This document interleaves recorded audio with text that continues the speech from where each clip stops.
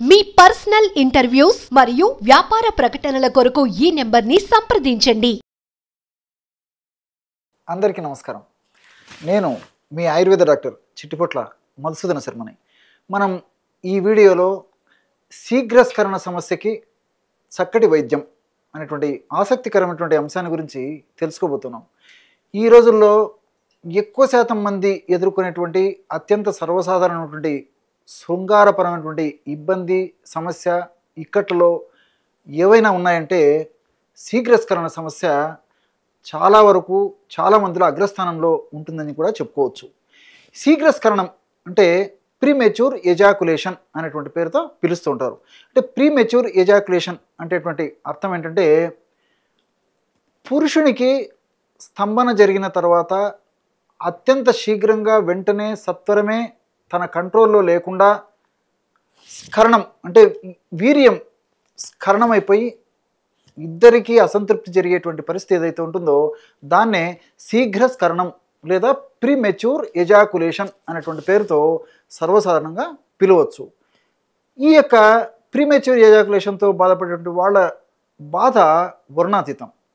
సరే, నేను ఈ యొక్క శృంగారానికి సంబంధించినటువంటి సమస్యలకు సంబంధించి ఎడ్యుకేషన్లో భాగంగా అవగాహన నిమిత్తము కొన్ని విషయాలు తెలియజేయడం జరిగింది. అంటే ప్రతి ఒక్కరూ జీహధర్మాల్లో భాగంగా శృంగార ప్రక్రియలో భాగంగా ఇవన్నీ కూడా ఒక ఎడ్యుకేషన్లో భాగంగా అవగాహనలో భాగంగా ప్రతి ఒక్కరూ కూడా తెలుసుకోవాల్సింది. కాబట్టి ఈ తెలుసుకోవాల్సినటువంటి అంశాల్లో భాగంగా కొన్ని విషయాలు నేను తెలియజేయడం జరిగింది. ఈ వీడియోలో కూడా మరొక అంశాన్ని ప్రస్తావించి తర్వాత శీఘ్రస్ఖలన సమస్యకి ఎలాంటి వైద్యం చేసుకోవాలో కూడా తెలియజేస్తాను. శృంగార ప్రక్రియలో 3 భాగాలు ప్రధానంగా ఉంటాయి. అంటే ఒక వ్యక్తికి కోరికలు మొదలైపోయి అదేవిధంగా అంగస్తంభన జరిగి శృంగార కార్యక్రమానికి సమాయత్తమైనప్పుడు మరి స్త్రీ పురుషుల ఇద్దరికి కూడా ఆ శృంగారం యొక్క సంతృప్తి అనేది ఉండాలన్నమాట. సర్వసాధారణంగా పురుష దేహతత్వాలు ఒక రకంగా ఉంటాయి, స్త్రీల యొక్క దేహతత్వాలు, దేహ నిర్మాణ విధానాలు ఒక రకంగా ఉంటాయి. పురుషులు చాలా త్వరగా టెంప్ట్ అయ్యేటువంటి పరిస్థితి ఏర్పడి వెంటనే అంగస్తంభన వచ్చేసి తొందర ఎక్కువ ఉండేసి త్వరగా శృంగారంలో పాల్గొనేటువంటి సంకల్పం ఉండేటువంటి పరిస్థితి ఉంటూ ఉంటుంది.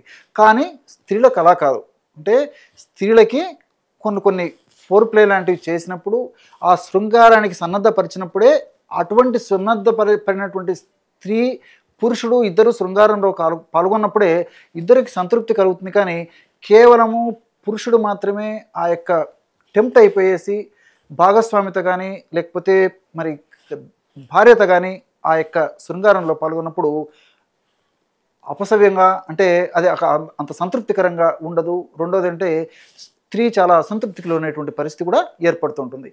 కాబట్టి ఈ యొక్క అవగాహన పెంచుకొని చక్కటి శృంగార జీవితాన్ని మనం పొందవచ్చు అన్నమాట.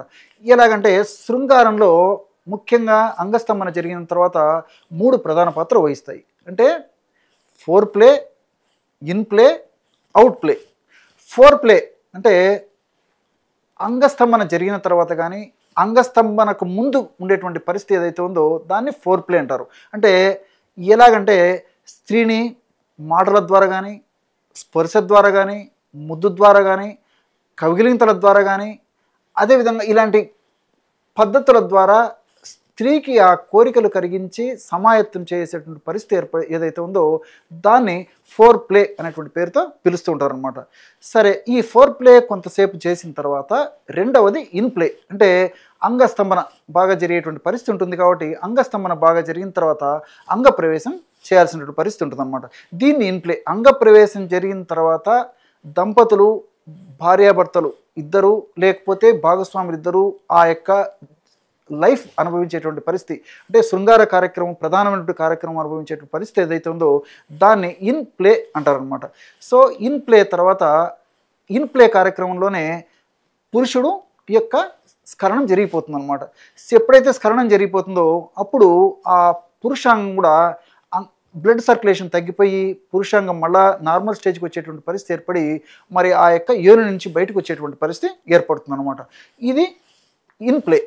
మూడవది అవుట్ ప్లే. సరే, ఫోర్ ప్లే జరిగింది, ఇన్ ప్లే జరిగింది, కానీ నేను ఇంతకుముందు చెప్పినట్టు స్త్రీ శారీరక ధర్మాలు వేరు, స్త్రీ శరీర నిర్మాణం వేరు. కొంతమందిలో మరి త్వరగా ఈ యొక్క శీఘ్రస్ఖలనం జరిగినప్పుడు భాగస్వామి కానీ అంటే స్త్రీ భార్య చాలా అసంతృప్తికి గురయ్యేటువంటి పరిస్థితి ఏర్పడుతుంది. కాబట్టి మరి ఈ యొక్క అవుట్ప్లే అంటే స్ఖలనం అయిన తర్వాత కూడా భాగస్వామికి సంతృప్తి కలిగేంత వరకు కూడా ఇతర కార్యక్రమాలు మాటల ద్వారా కానీ, ముద్దు ద్వారా కానీ, లేకపోతే ఆ యొక్క జననాంగాలను మళ్ళా ప్రేరేపించడం కానీ, స్పర్శ ద్వారా కానీ, కవిలింతల ద్వారా కానీ ఇలాగా మళ్ళా సంతృప్తి కలిగేంత వరకు కూడా ఈ యొక్క భాగస్వామి పురుషుడు స్త్రీతో ఉండవలసినటువంటి పరిస్థితి ఏర్పడుతుంది. కానీ చాలామంది అవగాహన లోపం చేత నేను ఇంతకుముందు చెప్పినట్టు త్వరగా టెంప్ట్ అయిపోయేసేసి పురుషులు త్వరగా ఆ కార్యక్రమం ముగించుకొని తర్వాత వాళ్ళు విశ్రాంతి తీసుకునేటువంటి పరిస్థితి ఏర్పడుతుంది. కాబట్టి దానివల్ల వాళ్ళ దాంపత్య జీవితంలో చాలా ఇబ్బందులు ఎదురేటువంటి పరిస్థితి కూడా ఏర్పడుతుంది. సరే, ఏది ఏమైనప్పటికీ మరి ప్రీమెచ్యూర్ ఎజాక్యులేషన్ అనేటువంటి సమస్య ఉన్నప్పుడు ఔషధం ఎలా తయారు చేసుకోవాలంటే దీనికి కావలసినటువంటి పదార్థాలు 4. అశ్వగంధ చూర్ణము ఒక 50 గ్రాములు తీసుకోండి. బాగా నిదానంగా నోట్ చేసుకోండి. అశ్వగంధ చూర్ణం 50 గ్రాములు, బాదాం పప్పును వేయించి చేసినటువంటి చూర్ణం 50 గ్రాములు, అశ్వగంధ చూర్ణం 50 గ్రాములు, బాదాం పప్పును వేయించి చేసినటువంటి చూర్ణం 50 గ్రాములు, అదేవిధంగా ఎండు ఖర్జూరం పెచ్చుల పొడి, ఎండు ఖర్జూరం కాయలను దంచేసేసి లోపల విత్తనాలు తీసేసి పై పెచ్చులను 1 లేదా 2 రోజులు ఎండించేసేసి పౌడర్ చేస్తే మెత్తగా పౌడర్ అయిపోతుంది. అదొక పొడి 50 గ్రాములు. చివరగా గసగసాలను యొక్క చూర్ణము 10 గ్రాములు. మళ్ళీ ఒక్కసారి చెప్తాను చూడండి. అశ్వగంధ చూర్ణము 50 గ్రాములు, బాదాం పప్పు పొడి 50 గ్రాములు, ఎండు ఖర్జూరం పెచ్చుల యొక్క పొడి 50 గ్రాములు, గసగసాల యొక్క పొడి 10 గ్రాములు. ఈ పదార్థాలన్నింటిని బాగా కలిపేసేసి మిక్సీలో వేసేసి బాగా కలిపేసేయండి. ఆ విధంగా తయారైనటువంటి ఆ యొక్క పౌడర్ ఏదైతే ఉందో దాన్ని తీసుకొని ఒక గాజు సీసాలో నిల్వ ఉంచుకొని రోజు రాత్రి పడుకునేటప్పుడు 1 కప్పు గోరువెచ్చని పాలల్లో 1 టీ స్పూన్ అంటే ఒక 5 గ్రాములు ఈ యొక్క చూర్ణాన్ని కలిపేసి సేవిస్తూ ఉండండి.